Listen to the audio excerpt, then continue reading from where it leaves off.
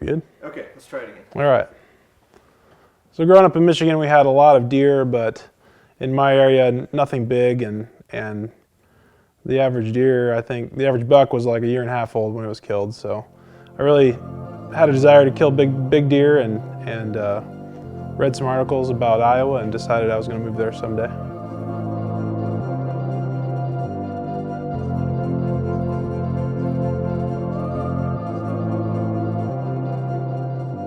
We're out here tonight.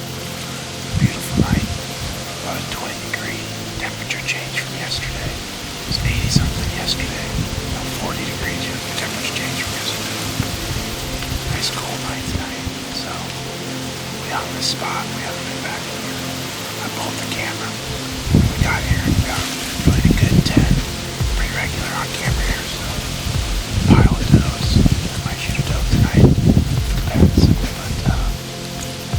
Really good spot, perfect wind.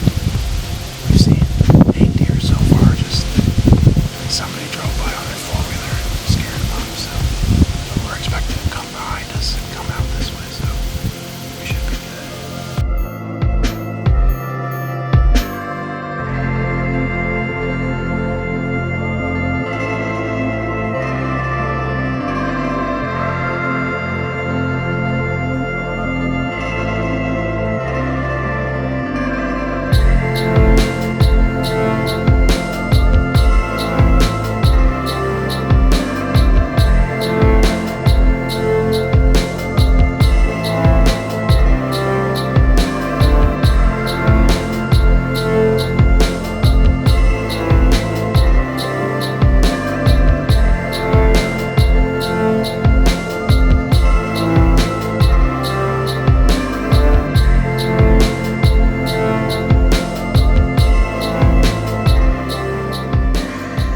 Fish up tonight. Brad and I both killed does. His is right behind us over here in the hayfield. Mine's here, and we're gonna get mine tagged and get them gutted and get them out of here. So it's a fun hunt. Nice cool evening. Killed 2 does.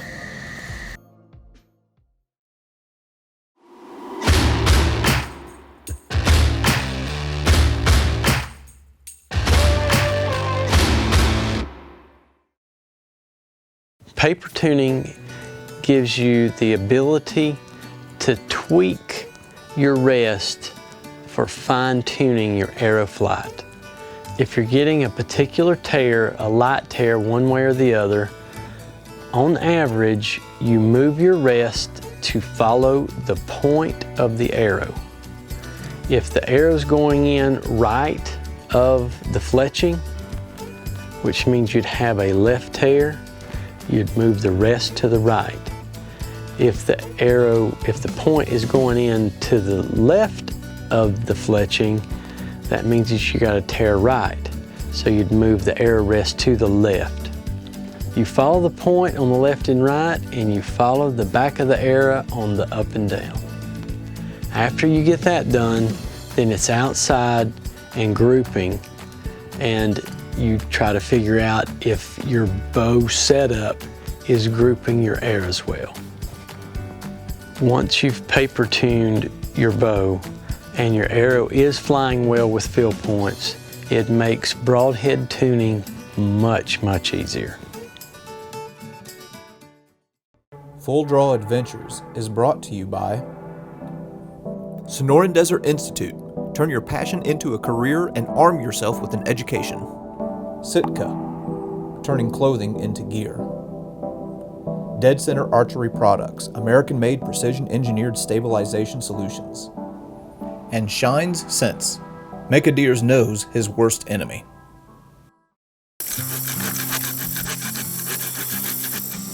Don't cut your hand. If I cut my hand, it'd only be my left one. I'd have it on video too. I've got 3 sons, and last year they were 11, 9, and 7. I make them wait till they're 8 years old to deer hunt. And so last year was going to be my first year having 2 boys pretty serious about trying to get one killed during the youth season. So it was a bit of a game changer for us.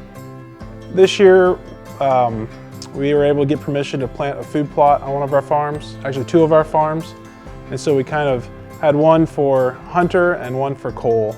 And they really did a lot of work on their own food plot and trail cameras and getting blinds set up and getting everything ready to go.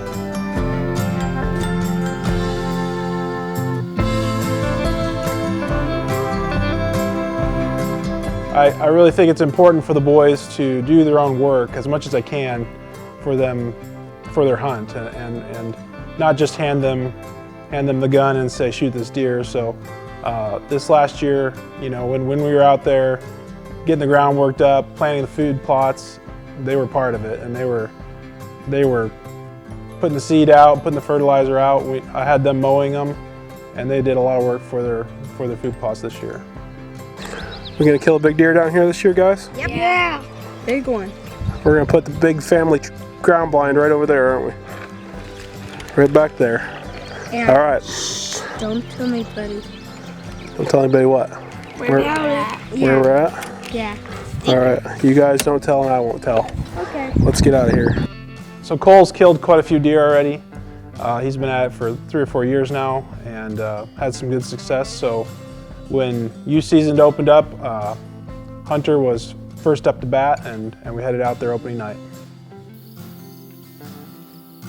Opening night, my wife Heather took Cole out to a blind on his little food plot, and Hunter, Wes, and my dad and I went to the blind on the bigger food plot, and it was 91 degrees that night and humid, and it was a miserable sit. And we didn't see anything until the last little bit.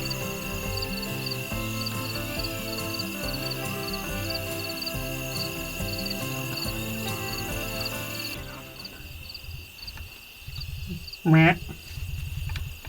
Meh.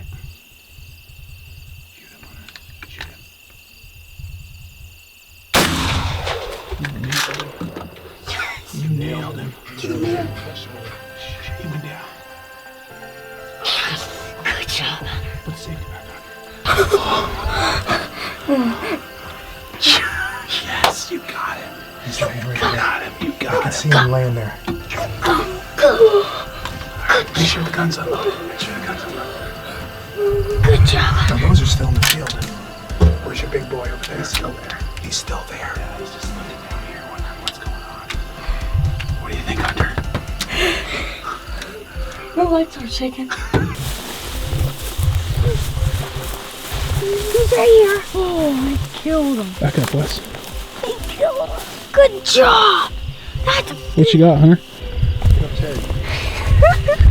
Butterflies are at it. No, it's hot. Good Whoa, job. There's some blood on the antler. That's because he was ripping his velvet off. Oh, yeah. Got the blood. Hunter, give me 5. Yes.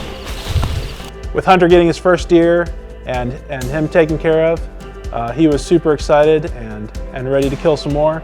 But we wanted to focus on Cole, and he wanted to get it done with his archery equipment this year.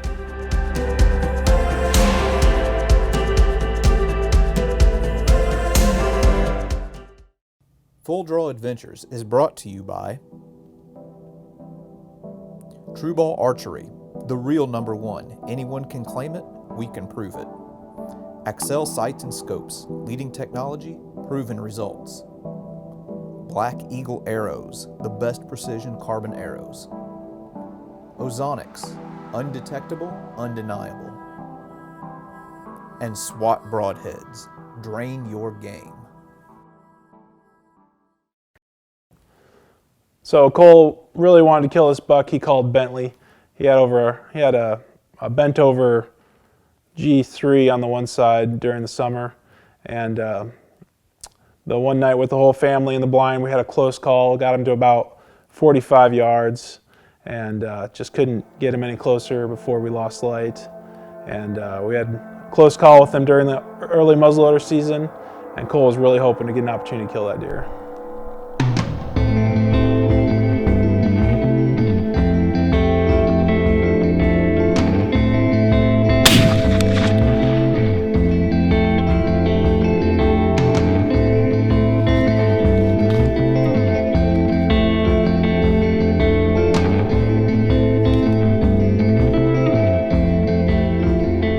Cole was pretty disappointed with that miss, but we still had some time left, and he was ready to get right back after it. It's October 12th. We're out here on the food plot again. And it is, I think the high today was about 48 or 46, somewhere in there. And it's been raining since this morning. And it's starting to let up now, and it's supposed to be done here shortly. So, we're on the food plot. Our little rub tree right out in front of us has been getting worked over pretty good, it looks like. We got quite a few different bucks that could show up tonight, a handful of bucks. So, hopefully something happens here for us tonight. Pretty much all of early October and into late October, our focus was getting Cole his buck with his bow, and he was sticking to it. And there was some challenges there. We had some really close calls, and I know he was thinking if he had his muzzleloader, it would be done by now, but he really wanted to stick it out and get it done with his bow. So that's what we did.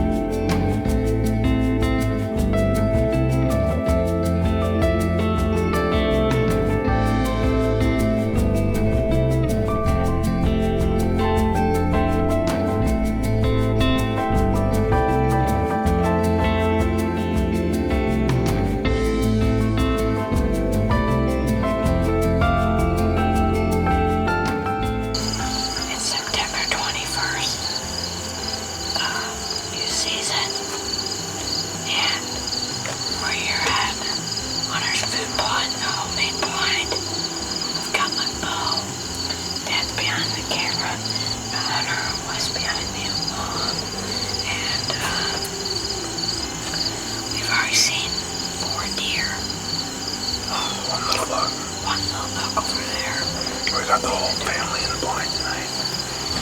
So hopefully we have a miracle and get it done, right, Cole? Yeah, miracle.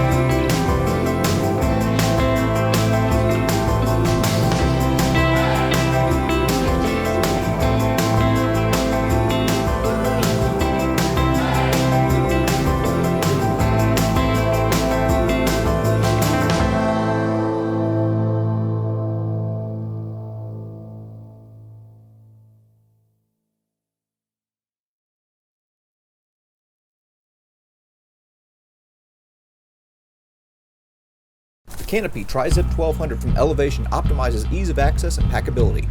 Tri-Zip main compartment and wing pockets give you instant access to the bag, while dual density shoulder straps and bow haul system ensure comfort for long packs in. Elevation, above standard is our standard. This segment brought to you by Matthews Archery. It's November 1st here in Iowa. We're in the blind with Roger and Wes. Dad's behind the camera. There's a ton of fresh buck signs all around us. We've already saw a doe, and pretty hot. My mom said it'd be cold, so I wore all sorts of layers. Now I'm burning up. November 1st, I got off work a little bit late that night, didn't plan on hunting, and the boys talked me into it, and they talked me into going down again to the food plot. But Cole and I both had an archery doe tag, and we thought maybe we'd get a chance to kill a couple does. About the time we got there, I realized that we had left the tripod at home, but thinking we were on a doe hunt and not much opportunities for bucks, I didn't think that'd be an issue.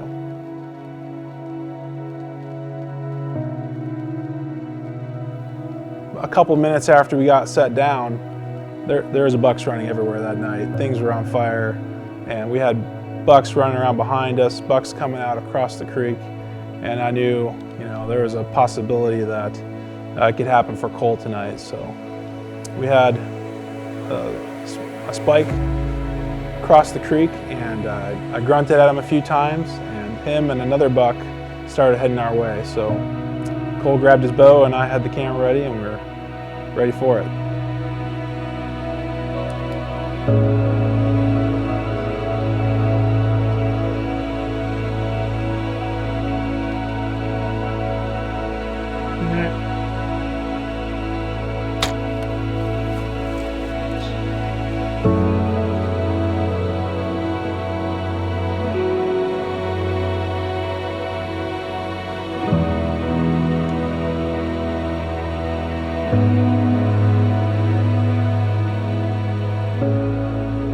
So I gave him a little time, went and checked for blood, found good blood, and got back in the blind, talked over with the boys, and decided we'd pack up and leave.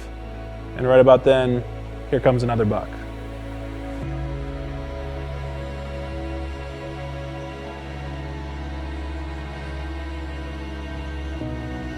We've got this buck coming in. We recognized the deer as a deer we knew as Booyah, and that got things pretty heated in the blind pretty quick. And I'm talking to Cole without a tripod, telling him, just keep it as steady as you possibly can, and he's trying his best.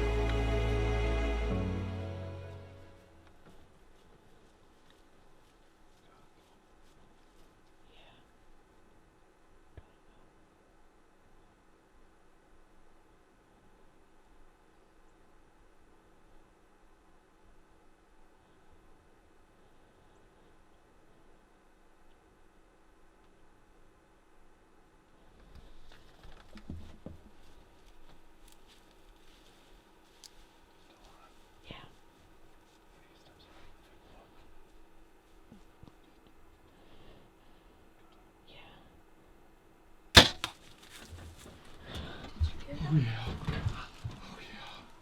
Stay on him. He's dead. Yeah, Papa. He's dead. Yeah, doe. There's a doe. Where? Way up there on the hill. I shot my deer, confident in the shot, but he runs just out of sight. But we knew he was done. We watched the footage back, and it was an easy shot, and so we just went and checked on him first. Yeah, that is an old buck. Yeah, that's a big buck. No word. Did you bring your tag? Yes. That's a monster. He's huge. That's a monster. Here, let's count. Look at his neck. He got 1, 2, 3, 4. 1, 2, 3, 4.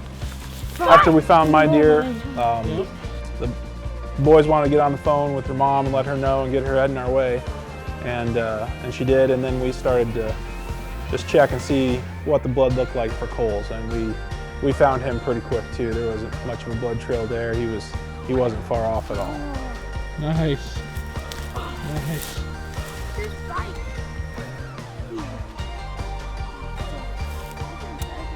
Get down behind him.